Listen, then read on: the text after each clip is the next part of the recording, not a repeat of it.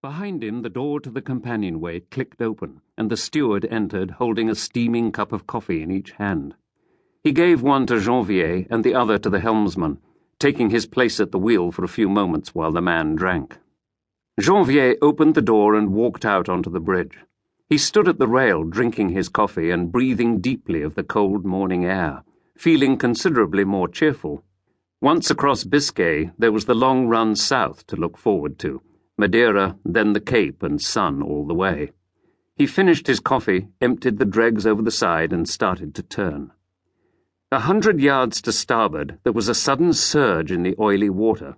It boiled in a white froth, and a submarine broke through to the surface, strange and alien like some primeval creature in the dawn of time. Janvier stood at the rail, trapped by surprise. As he watched, the conning tower hatch opened, and a young officer in peaked cap appeared, followed by a sailor who immediately hoisted a small ensign. A sudden gust of wind lifted it stiffly, the red, white, and blue of the tricolour standing out vividly against the grey clouds. The steward emerged from the wheelhouse and stood at the rail. "What do you make of her, sir?" Janvier shrugged. "God knows. Better get the captain." A third sailor appeared in the conning tower, a signalling lamp in his hands. The submarine moved in closer, narrowing the gap, and the lamp started to wink rapidly. A reserve naval officer, Janvier had no difficulty in reading the signal for himself. When he had deciphered it, he stood at the rail frowning for a moment, then went into the wheelhouse and unhooked the signal lamp. As he moved back to the rail, the light flickered again from the conning tower, repeating her request. As Janvier replied with the message received signal, the captain came up the ladder from the well deck, the quartermaster close behind. Henri Duclos was nearly 50, and after 30 years at sea, 5 of them as a corvette captain with the Free French Navy, he found it difficult to be surprised by anything. "What's all this?" he demanded. "They've made the same signal twice," Janvier told him. "Heave to, I wish to come aboard." "What have you replied?" "Message received." Duclos went into the wheelhouse and came back with a pair of binoculars. He examined the submarine for a moment and grunted. "She's French, all right. I can see the uniforms. Small for a sub, though." He handed the binoculars to the quartermaster. "What do you make of her?" The old man took his time and then nodded. "L'Alouette. I saw her in Oran last year when the fleet was exercising. An ex-U-boat. Experimental job the Germans were working on at the end of the war. One of those the Navy took over." "So now we know who she is," Duclos said. "The point is, what in the hell does she want with us?"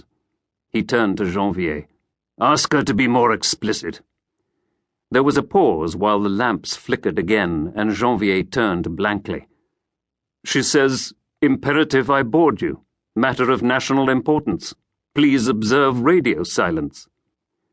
The lamp on the conning tower of the submarine was still. "What shall I reply, sir?" Janvier said. Duclos raised the binoculars to his eyes for a moment, then took them down. "What can you reply? If it's important enough for them to send a blasted sub after us, then it's important. Signal, come aboard." He grimaced at the quartermaster. "I was looking forward to all that sun. My rheumatism's been killing me lately. Let's hope we don't have to go into Brest." The quartermaster shrugged. "Stranger things are happening in the Republic these days." "Which Republic?" Duclos demanded sardonically.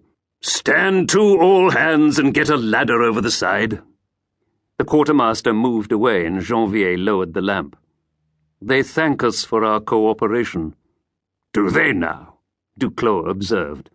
"Let's hope they aren't wasting our time. Stop all engines." Janvier moved into the wheelhouse, and Duclos took out his pipe and filled it from a worn leather pouch, watching the submarine as he did so.